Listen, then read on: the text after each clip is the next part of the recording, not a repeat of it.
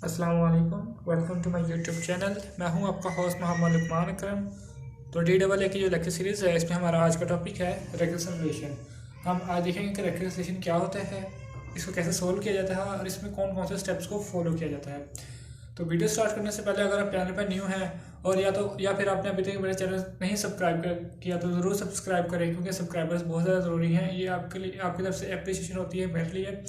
तो यार चैनल को सब्सक्राइब कर दिया करें, वीडियो को लाइक कर दिया करें। अगर आपने मुझसे कुछ पूछना हो तो कमेंट सेक्शन में पूछ लिया करें। तो अब हम स्टार्ट करते हैं अपना जो आज का लेक्चर है उसको। तो सबसे पहले हम देखते हैं रेकन्सिलिएशन क्या होता है। ठीक है, तो रेकन्सिलिएशन हम इसको इसलिए कहते हैं कि इसमें एक फंक्शन होता है, तो वो अपने आप को बार बार ना कॉल कर रहा होता है। ठीक है, वो अपने आप को ना बार बार कॉल कर रहा होता है, इसलिए हम इसको कहते हैं रेकरेंस के मतलब बार बार कॉल होना। ठीक है, इसको हम कहते हैं रेकरेंस, इसलिए हम इसको कहते हैं रेकन्सिलिएशन। तो हमने जो रेकन्सिलिएशन सोल्व करेंगे वो करेंगे बाइनरी सर्च से। ठीक है, अब बाइनरी सर्च से हम इसलिए सोल्व करेंगे कि अब सर्चिंग से ही पता चल रहा है कि हम कोई चीज़ सर्च करने लगे हैं किसमें, एरे में। ठीक है, तो बाइनरी सर्च का ये रूल है कि जो बाइनरी सर्च लगाने से पहले हमारी जो अरे है या तो वो सॉर्टेड होनी चाहिए, असेंडिंग या डिसेंडिंग ऑर्डर में से, दोनों में से एक ऑर्डर में सॉर्टेड होनी चाहिए। ठीक है, या तो असेंडिंग ऑर्डर में हो जाए या डिसेंडिंग ऑर्डर में हो जाए। ठीक है, तो यहाँ पे जो मैंने अरे लिया ये सॉर्टेड है। ठीक है, इस पर मैं बाइनरी सर्च अप्लाई करूँगा। ठीक है, ये देखिए, ये है ए मेरी अरे, आई एक पॉइंटर है और जे पॉइंटर है। ठीक है, ये एक पॉइंटर क्या करते हैं, किस चीज़ को पॉइंट करते हैं, ये भी मैं आपको भी बताता हूँ। और ये है एक्स, ये है वेरिएबल जो यूज़र मुझे नंबर देगा कि इस नंबर को फाइंड करो आप अरे के अंदर। ठीक है, तो ये देखें, ये जो ए अरे, ये वाली अरे आ गई, आई और जे। आई मेरा स्टार्टिंग पॉइंटर है और जे मेरा एंडिंग पॉइंटर, मतलब कि लास्ट और जो फर्स्ट पे पॉइंटर है वो आई फर्स्ट पॉइंटर है और जे लास्ट पॉइंटर है। ठीक है, और एक्स है वो कोई नंबर मुझे यूजर देगा जो मैंने फाइंड करना है। ठीक है, तो इसमें हम सबसे पहले बाइनरी सर्च में हम फाइंड करते हैं मिड।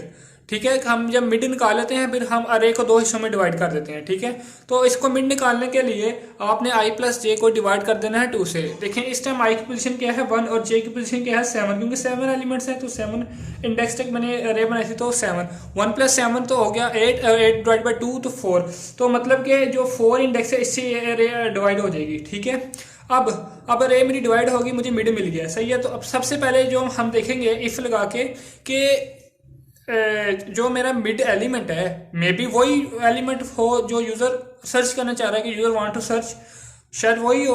तो अगर वो होगा तो उसको तो यहीं पे मिड मिल जाएगा, मतलब यहीं पे उसको मिड से ही आंसर मिल जाएगा। ठीक है, तो यहाँ पे जो हमारा टाइम लग रहा है वो लग रहा है ऑर्डर ऑफ सी, इसको हम ऑर्डर ऑफ कांस्टेंट भी कहते हैं। ठीक है, तो जो मिड था वही यूज़र वैल्यू फाइंड करना चाहता था, वो उसको वहाँ पे मिल गई। ठीक है, अगर ये केस नहीं होता, मतलब कि ये इफ की बॉडी मतलब कि फॉल्स हो जाती है, ठीक है, तो हम जाएंगे एल्स की बॉडी में। अच्छा, अब एल्स में हम देखेंगे जो हमारा मिड है, वो जो हमारा मिड है वो जो वेरिएबल है। ठीक है, फॉर एग्जांपल मुझे यूजर ने नंबर दिया 30। ठीक है, अब वेरिएबल और जो हमारा मिड है वो 40, 40 बड़ा है 30 से, कंडीशन ट्रू। अब वो इधर बाइनरी सर्च लगाएगा। ठीक है, इधर क्या करेगा कि देखो ये मिड से फिर वो इधर प्रीवियस मतलब कि बैकवर्ड मूव करेगा। ठीक है, -1 इस तरह मूव करेगा। ठीक है, ये देखिए -1 मूव, मिड -1 मूव करेगा पीछे की तरफ। ठीक है, अब मेरे पास कितने एलिमेंट है 10 20 30। अब वो अरे को फिर यहाँ से सॉर्ट कर देगा, मतलब सॉरी डिवाइड कर देगा। ठीक है, ये इसका मिड एलिमेंट बन जाएगा, एक ये इधर हो जाएगा और ये इधर हो जाएगा। ठीक है, अब देखेगा फिर इस पे बाइनरी सर्च लगाएगा कि वो मिड, जो हमारा मिड एलिमेंट है वो उससे छोटा है जो यूजर फाइंड कर रहा है। नहीं, गलत हो गया। देखो एन था, एन के बाद इधर आया, एन था ना, एन के बाद इधर आया। ठीक है, अब इधर से इधर जाएगा।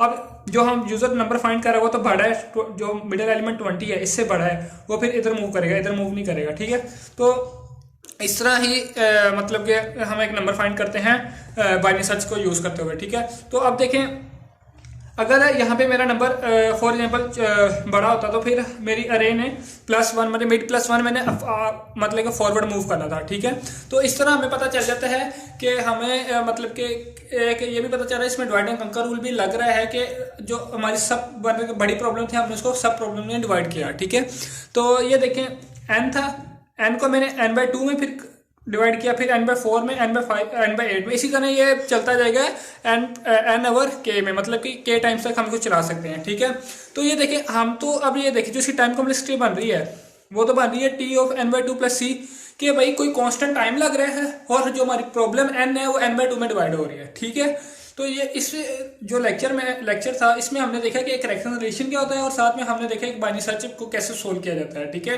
तो मैंने तो वैसे छोटा सा एल्गोरिथम बनाया है बाइनरी सर्च के, वैसे तो बहुत बड़े बड़े एल्गोरिथम्स भी होते हैं, तो मैंने छोटा सा समझाने के लिए आपको बनाया।